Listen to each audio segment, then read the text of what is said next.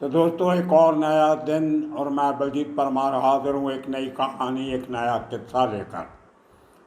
एक बहुत पुरानी, एक गुंझलदार कहावत है कि अंडा पहले हुआ कि मुर्गी पहले हुई, जिसका अभी तक कोई जवाब मिलता नज़र नहीं आ रहा। आपके पास हो तो मुझे भी बता देना। लेकिन इसी किस्म की एक कहावत क्राइम को लेके भी दुनिया भर में चलती है, जिसका जवाब ढूंढना इस सवाल जितना ही मुश्किल है कि क्राइम पहले हुआ या पॉलिटिशियन पहले हुआ। क्राइम और क्रिमिनल्स को बढ़ावा पॉलिटिशियन ने दिया या क्रिमिनल्स ने पॉलिटिशियंस को बनाया? ये बड़ा गुंझलदार सवाल है। मैं बहुत सालों से ये खोज पड़ताल करता चला आ रहा हूँ कि पहले किसने किसकी ज़रूरत पूरी की। क्या क्रिमिनल्स को पॉलिटिकल संरक्षण पहले मिला या क्रिमिनल्स पॉलिटिक्स में आके हावी हो गए, हाकम हो गए? बहुत से लोग ऐसे हैं जो पहले क्राइम में थे, बाद में पॉलिटिशियन बन गए। बहुत सारे ऐसे थे जो पहले पॉलिटिशियन थे, बाद में क्रिमिनल बन गए। बड़ा गुंझलदार सवाल है। लेकिन एक शख्स से मैं पिछले 20-25 दिन से बातें कर रहा हूँ जो फ्रीडम फाइटर हैं। 97 ईयर उनकी उम्र है। ओरिजिनली गुजराती हैं, लेकिन पैदाइश और पूरी ज़िंदगी उनकी मुंबई में गुजरी है। और कोई आम आदमी नहीं है। जो कांग्रेस का फ्रीडम फाइटर सेल है मुंबई कांग्रेस का, उसके साथ तकरीबन आज़ादी की मूवमेंट से लेके जुड़े हुए। और कांग्रेस पार्टी के साथ उनका जब 17-18 साल की उम्र थी तब से उनका वास्ता। बड़े गिने चुने नेताओं में से एक रहे हैं। अभी भी कोई बड़ा फंक्शन होता है तो उनको झंडा वगैरह लहराने के लिए बुलाया जाता है। मैं उनका नाम नहीं लूँगा क्योंकि उन्होंने मना कर दिया कि बेटा, मेरी अभी उम्र लोगों से बहस करने की नहीं है। और वो बराबर बोल भी नहीं सकते। कई बार उनको नाम भूल जाते हैं, बहुत बार चुप कर जाते हैं बात करते करते। तो मैं एक एक घंटा उनके साथ बात करता था फ़ोन पे, लेकिन बात असल में 10-12 मिनट ही होती थी। बीच में बहुत लंबे पॉज ले जाते थे। खैर, उन्होंने एक मुंबई के क्राइम सीन को लेके एक बड़ा खुलासा किया और ये मैं आपसे शेयर करना चाहता हूँ, जो आम तौर पे लोग इस किस्म की बातें नहीं करते। उनके मुताबिक मुंबई में बड़े लेवल पे क्रिमिनल एक्टिविटीज़ शुरू करने में और उनको सस्टेन करने में उस समय के कुछ गिने चुने कांग्रेसी लीडर्स का बहुत बड़ा हाथ था। उन्होंने एक मुझे जो किस्सा सुनाया वो मैंने आज तक कभी नहीं सुना था, लेकिन उसके बाद मैंने उनकी उम्र से थोड़े छोटे लेकिन अभी भी अपनी ज़िंदगी में एक्टिव कांग्रेस के लीडर से बात की। 6-7 लोगों से, कोई 80 साल का है, कोई 85 साल का है, कोई 90 साल का है। उन लोगों ने भी इस बात की पुष्टि की। इसलिए मैं आपको आज ये एपिसोड सुना रहा।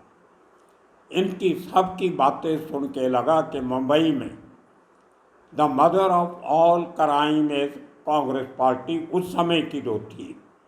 उनमें से बहुत से लोग तो शरीफ थे, देशभक्त भी थे, सब था, लेकिन गिने चुने 3-4 लोग ऐसे थे जिनका काम पैसे इकट्ठे करना, क्रिमिनल से मर्डर करवाने, अपने पॉलिटिकल राइवल्स के।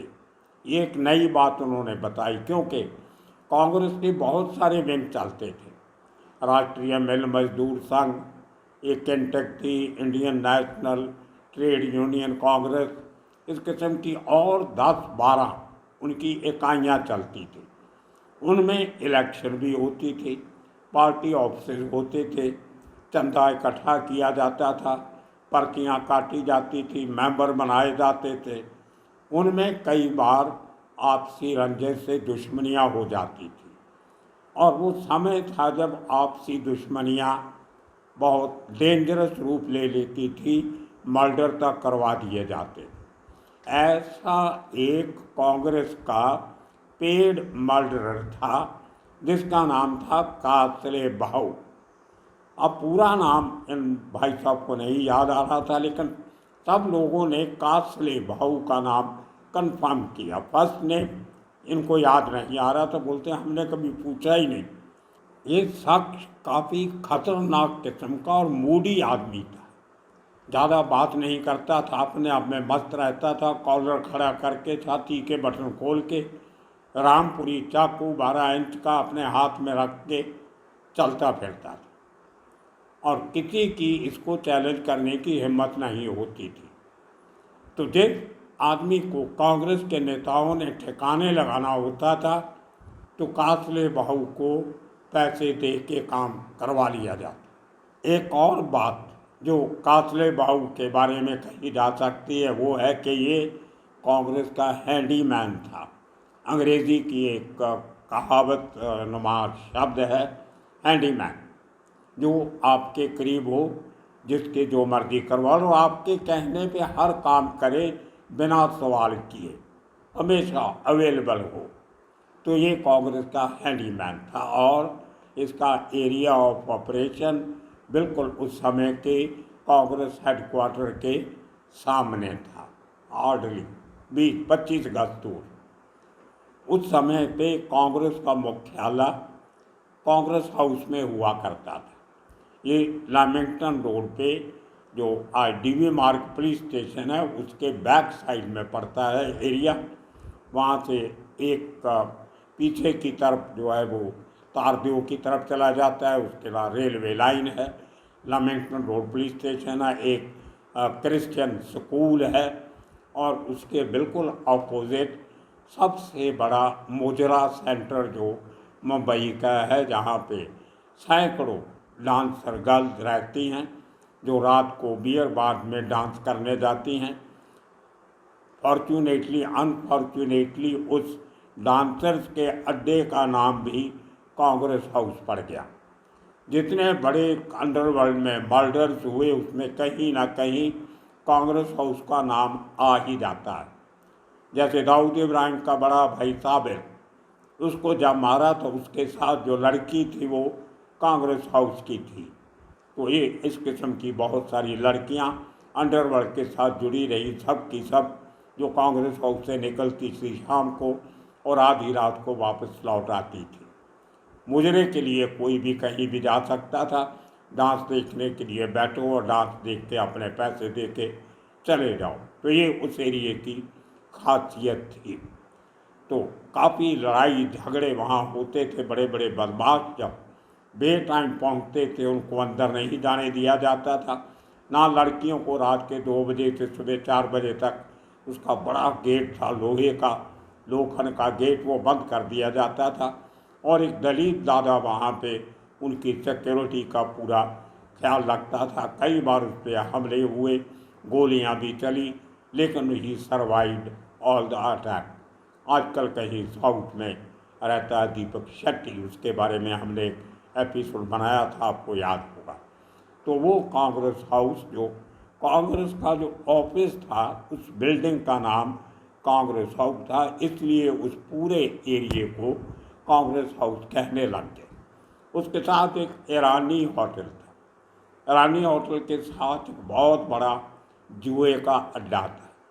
मतलब एक तरफ तो आज़ादी की लड़ाई लड़ने वाली पार्टी का, पूरे स्टेट का, महाराष्ट्र का हेडक्वार्टर वहाँ पे है, और उसके आसपास जितनी इलीगल एक्टिविटी चल रही है आप उससे अंदाज़ा लगा सकते हो कि तब जब ऑपोजिशन नाम की थी, कोई शिवसेना नहीं थी, कोई कम्युनिस्ट पार्टी बहुत छोटे लेवल पे थी, कोई बीजेपी नहीं थी, कोई जनता पार्टी नहीं थी, कोई ऑपोजिशन नहीं थी कांग्रेस की। एक तरीके से वन पार्टी रूल था, और बड़े सालों तक चला वो बिना चैलेंज के। तो जब सरकार दरबार वहाँ से चलती हो कांग्रेस हाउस से, तो उसके आसपास के इलीगल अड्डे कितने सिक्योर हो सकते हैं आप इसका अंदाज़ा लगा सकते हो। तो उस समय कांग्रेस का स्ट्रॉन्ग मैन हुआ करता था H.K. Patil, the uncrowned king of Mumbai उसको कहते थे। मुंबई का बादशाह था। सब कांग्रेस के लीडर उसके सामने बौने थे, दिल्ली तक उसकी चलती थी। तो उस शख्स ने बैठे हुए कांग्रेस पार्टी का खर्चा चलाने के लिए जो फंड कलेक्शन होती थी, वो इस किस्म के अड्डों से पैसा आता था। ये तो एरिए के थे, उसके आसपास दूर दराज जितने इलीगल काम होते थे, सबसे हर महीने पैसा इकट्ठा हो के कांग्रेस हाउस पहुंचता था, कांग्रेस के हेडक्वार्टर में। बड़ा अजीब लग रहा होगा आपको। तभी कोई अंडरवर्ल्ड नहीं था, कोई अंडरवर्ल्ड के गैंगस्टर नहीं थे, कोई दादा नहीं थे कुछ लोग, लेकिन अपने अपने एरिया में लिमिटेड थे। जैसे अयूब लाला एक एरिया में, करीम लाला लेमेंटन रोड दूसरे एरिया में, और इसी तरह सरदार लाला पठान, इसी तरह कश्मीरी मोहम्मद कश्मीरी, इस तरह हाजी मस्तान का अपना स्मगलिंग का काम चलता था। वर्दा तभी फील्ड में आया नहीं था। वर्दा भाई छोटा राजन ये तो पैदा नहीं हुए थे, ना दाऊद था। तो ये उस समय की बात है। तो एक एरिया जो था कांग्रेस हाउस का, ओपेरा हाउस, लेमेंटन रोड, बहुत बड़ी होलसेल मार्केट्स का एरिया था, मोटर स्पेयर पार्ट्स की दुकानें। उस एरिया में सबसे ज़्यादा सिनेमा हाउसेस भी मुंबई के उसी एरिया में है। कोई 10-12 थिएटर्स होंगे, ज़्यादा भी हो सकते हैं। तो साथ में समुंदर लगता था, कीरगांव चौपाटी। तो कहने के लिए सेंटर ऑफ मुंबई था, इसीलिए उसको मुंबई सेंट्रल एरिया भी कहते हैं। एक स्टेशन भी इस नाम का वहाँ पे, उसके साथ ओपेरा हाउस एरिया। मैं ये सब बातें इसलिए बता रहा हूँ कि लीगल और इलीगल दोनों किस्म के बिजनेसेस का सेंटर था। और उसके साथ ही रेड लाइट डिस्ट्रिक्ट पूरे वो उसके बहुत नज़दीक पड़ते हैं, जहाँ वेश्यावृत्ति का काम बड़े लेवल पे होता था।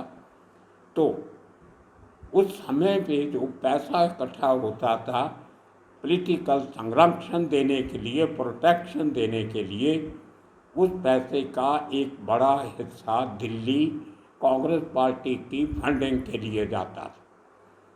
इन मेरे जो बुजुर्ग बड़े भाई जैसे हैं, फ्रीडम फाइटर, स्वतंत्रता सेनानी, बहुत इज्जत है उनकी, उनके मुताबिक एक मकवाना करके मिनिस्टर हुआ करता था। उन्होंने शायद कहा कि होम मिनिस्टर था, और काफ़ी पावरफुल आदमी था दिल्ली में उस समय, कांग्रेस की सरकार के समय पे। तो 1 करोड़ रुपया हर महीने H.K. पाटिल दिल्ली में उस मकवाना को भेजता था। ये बात भाई साहब 1960 से लेके चलती रही 1970-72 तक ये सिस्टम चला। बाद में शायद बढ़ भी गया होगा पैसा। हर स्टेट इकाई कांग्रेस हेडक्वार्टर को पैसे भेजा करती थी उनके डिफरेंट विंग चलाने के लिए, कांग्रेस सेवा दल, ये वो बहुत सारे विंग। फिर उनके कुछ अखबार चलाने शुरू किए, उनके खर्चे के लिए फंड जाते थे, फिर इलेक्शन के लिए सबसे बड़ा फंड। तो ये उस तरीके से पैसा इकट्ठा करना शुरू किया मुंबई में अंडरवर्ल्ड के बहुत साल पहले, वो कांग्रेस पार्टी ने किया था। और उसके बाद जब शिवसेना बनी, उसने कांग्रेस से भी ज़्यादा पैसे इकट्ठे करने शुरू कर दिए, वो दूसरी बात है। तो ये शुरुआत 60s का जो दशक था 1961 से लेके 70 तक, उसमें ये दौर में इस किस्म की इलीगल एक्टिविटी शुरू हुई। अब देखिए कि दादागिरी चलती कैसे थी। तभी गैंग तो थे नहीं, इंडिविजुअल ज़्यादा हुआ करते थे जो अपने दम पे, अपने बलबूते पे अपना धंधा करते।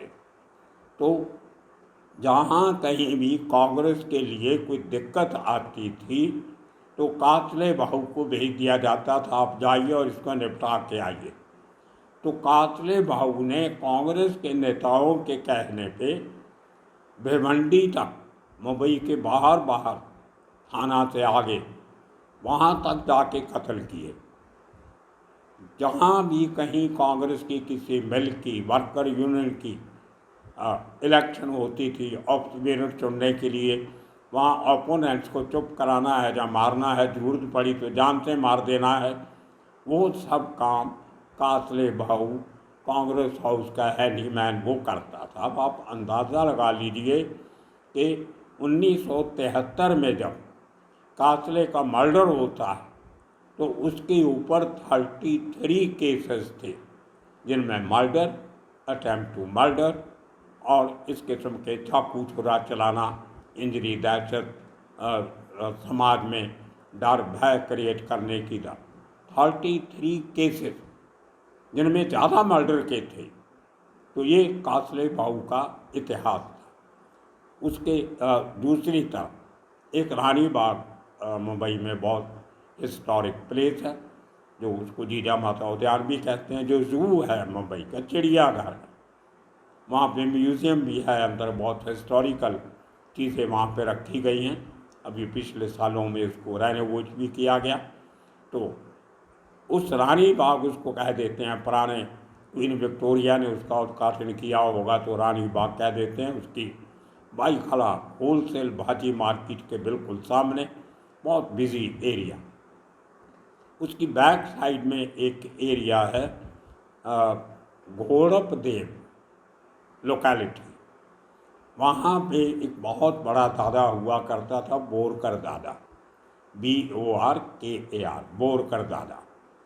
एक कासले भाऊ की तरह कांग्रेस का दूसरा बड़ा दादा ये आदमी था, जो रानी बाग के पीछे घोड़प देव लोकेलिटी से ऑपरेट करता।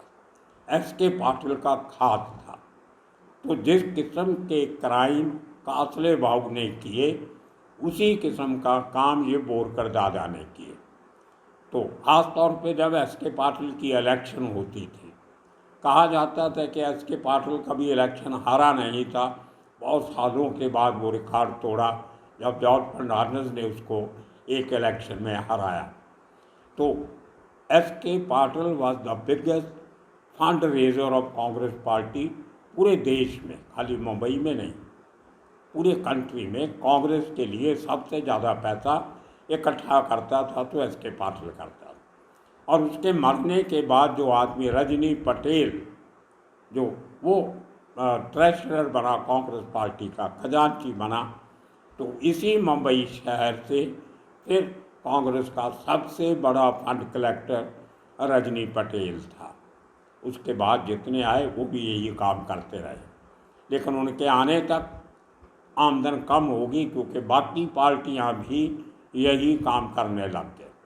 तो अंडरवर्ल्ड में पैसा इकट्ठा करने की, प्रोटेक्शन मनी लेने की, हफ्ता वसूली का धंधा शुरू करने के पहले ये काम कांग्रेस पार्टी बहुत अच्छी तरह मुंबई में चला रही थी। अब करते करते 70s का जो दशक शुरू होता है, तो मुंबई के एक पुलिस कमिश्नर आ जाते हैं, मिस्टर मोडक। वो एक मीटिंग लेते हैं अफसरों की कि यार अपने इलाके में सबसे बड़ा बदमाश तो पुलिस वाला होना चाहिए, क्योंकि अगर पुलिस वाला सबसे बड़ा बदमाश नहीं है तो वो बदमाशों को ख़त्म नहीं कर सकता, उनका मुकाबला नहीं कर सकता। लड़ते हम हैं, अपनी जान हम खतरे में डालते हैं। बदमाशों को पकड़ना, हमारे ऊपर भी अटैक हो जाता है। 24-24 घंटे ड्यूटी करते हैं, नेताओं की इनकी सेफ्टी सिक्योरिटी भी हम करते हैं, लेकिन पैसा तो ये सब इकट्ठा करके खा रहे हैं। तो हमें क्या मिलता है? आपकी सैलरी क्या है? कांस्टेबल की सैलरी बहुत कम होती थी उस समय में। सारे छोटे छोटे झोपड़ियों में रहते थे, छोटे छोटे घरों में, बहुत बुरी हालत थी कॉप्स की। तो उन्होंने इस बात का फैसला कर लिया कि हम भी पॉलिटिशियन को, अकेले को खाने नहीं देंगे, हम भी अपनी कमाई का साधन बनाएंगे। तो खैर पता नहीं उन बंद कमरों में क्या क्या बातें हुई होगी, लेकिन तब से पुलिस का रेगुलर हफ्ता कलेक्शन ड्राइव शुरू हो गई ऑर्गेनाइज्ड वे पे। पहले चोरी छिपे इक्का दुक्का चलता था, किसी आदमी को पकड़ा, छोड़ने के 5-10 रुपये ले लिए, किसी आपसी छोटी मोटी लड़ाई होगी, 2-4 रुपये लेके छोड़ दिया, कोई फैसला करवाया, 5 रुपये ले लिए, किसी दुकान से फ्री 10 पैसे की 1 आने की 2 आने की चाय पी ली, तो इस किस्म का काम चलता है। लेकिन ऑर्गेनाइज वे में हर पुलिस स्टेशन का जो हफ्ता बांधा गया, जिस तरीके से कांग्रेस पार्टी ने बांधा था, उसी तरह एक हिस्सा पुलिस ने लेना शुरू कर दिया। ये रवायत शुरू हुई मोदक जब पुलिस कमिश्नर बने उनके समय से। कुछ लोग तो ये भी कहते हैं कि उनके जो पहले पुलिस कमिश्नर थे वहाँ से शुरू हो गई थी, लेकिन मेरे इन सोर्सेज ने बताया कि बड़े लेवल पे ये शुरू हुई मोदक के टाइम पे हुई। तो उस समय तक भी अंडरवर्ल्ड नाम की कोई प्रोटेक्शन मनी मांगने वाली जमात नहीं थी। तो पहले कांग्रेस, बाद में पुलिस ऑर्गेनाइज वे से प्रोटेक्शन मनी और हफ्ता इकट्ठा करने की शुरुआत की है, और वो सिस्टम आज तक चल रहा है। होटल वाला कितना देगा, रेस्टोरेंट वाला कितना, सिनेमा हाउस वाला कितना देगा, प्रॉस्टिट्यूशन डैन वाला कितना देगा, जुए के अड्डे वाला, मटका दारू का अड्डा चलाने वाला, ये सब से रेगुलर हफ्ता बांधा गया जो आज तक चल रहा है। खाली अमाउंट में फ़र्क आता है। पहले ऑफिसर जो थे वो अपने कॉम्पिटेंस की वजह से उनको सेंसिटिव पुलिस स्टेशन दिए जाते थे, लेकिन 1980 तक आते आते 80 में पुलिस स्टेशन बिकने लगे। हर पुलिस ऑफिसर जो कमिश्नर लेवल के, इस किस्म के होम डिपार्टमेंट के ऑफिशियल, उनके साथ रिकमेंडेशन से पैसा लेके कमाई वाले पुलिस स्टेशनों में लोगों को लगाना शुरू हो गया। लेकिन 90 के दशक में आते आते ये पूरा कंट्रोल पॉलिटिशियंस ने फिर अपने हाथ में ले लिया। 1990 तक मुंबई पुलिस में ऑफिसर बाहर से आता था, स्टेट से कहीं से भी ट्रांसफ़र हो के आए, लेकिन मुंबई में उसकी पोस्टिंग कहाँ करनी है वो पुलिस कमिश्नर करता था, इंक्लूडिंग आईपीएस ऑफिसर।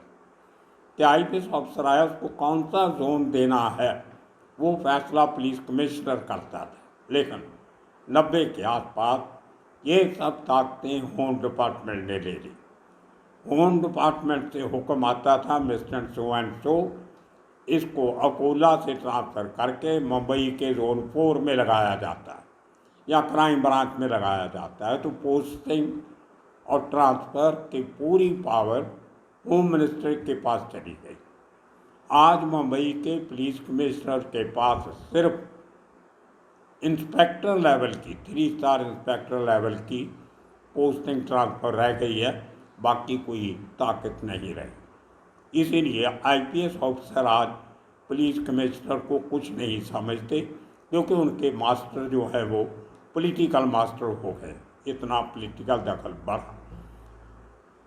80 के बाद हफ्ता लेना क्रिमिनल ने शुरू किया। जब एक तरफ करीम लाला गैंग मजबूत हो गया, दूसरी तरफ वरदराजन गैंग मजबूत हुआ, तीसरी तरफ दाऊद इब्राहिम और उसके साथियों का गैंग मजबूत हो गया। अब वो ज़माना गया जब कासले बाहू जैसे लोग सेलेक्टिवली लोगों से पैसा लेते थे। मुझे इन सोर्सेज ने बताया कि एक बार किसी ज़रूरी काम के लिए उसको 10,000 रुपया चाहिए था, जो उसको कहीं से नहीं मिल रहा था। तो उसने एक रुक्का लिख के, चिट्ठी लिख के हाथ से मराठी में वो हातिम मस्तान के पास अपना आदमी भेजा। उस आदमी से मेरी बात हुई और हातिम मस्तान ने उसको 10,000 रुपया उस ज़माने में निकाल के दिया कैश, और वो आदमी लेके आके उसने कासले बाहू को दिया। इतनी उस आदमी की दहशत थी। अब चलते चलते इतने लोगों के मर्डर कर दिए उसने, तो कई दुश्मन तो पैदा होने थे। तो मुंबई में उसको हाथ लगाना थोड़ा मुश्किल था, क्योंकि यहाँ की पुलिस, यहाँ के पॉलिटिकल लीडर मुस्तैद थे।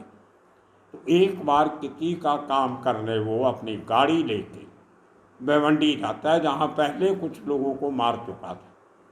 तो वो लोग तो इसकी उड़ीक में बैठे थे, पहले से बंदोबस्त करके पूरी रेक्टी करके जहाँ इन्फॉर्मेशन लेके रखी हुई थी। तो जैसे ही ये आदमी अपनी गाड़ी में भिवंडी पहुंचता है, वो पहले से एक बड़ा ट्रक लेके तैयार बैठे होते और बड़ी ज़ोर से उस गाड़ी में ट्रक मारते हैं कि गाड़ी का बचे कुछ नहीं। तो उसको एक रोड एक्सीडेंट दिखा के कासले बहू का कत्ल किया गया, जिसमें वो ट्रक वाला तो पकड़ा गया, लेकिन कुछ हुआ नहीं केस का बाद में, क्योंकि सब लोग उससे दुखी थे, पुलिस वाले भी दुखी थे कि इसकी वजह से जो क्राइम करके जाता है वो सॉल्व हमें करना पड़ता है, पैसे ये ले जाता है, हमें तो कुछ मिलता नहीं। तो ये मुंबई का सीन, क्राइम सीन जो 1960 में शुरू हुआ, उसका खुलासा आज करते हैं। लेकिन आज तीनों मिलके कमा रहे हैं, अंडरवर्ल्ड भी, पुलिस वाले भी और पॉलिटिशियन भी। 2-1 साल पहले आपने सुना होगा वो कंट्रोवर्सी, जब एक पुलिस कमिश्नर ने पब्लिकली कहा था कि राज्य का होम मिनिस्टर मेरे से 2 करोड़ रुपया हर महीने का मांग रहा है। तो ये कोई नई बात नहीं है, बहुत पुराना दस्तूर हो गया। तो आने वाले दिनों में इसी किस्म की किस्से कहानियाँ लेके फिर हाजिर होंगे। तब तक के लिए आप सबका बहुत बहुत शुक्रिया, धन्यवाद।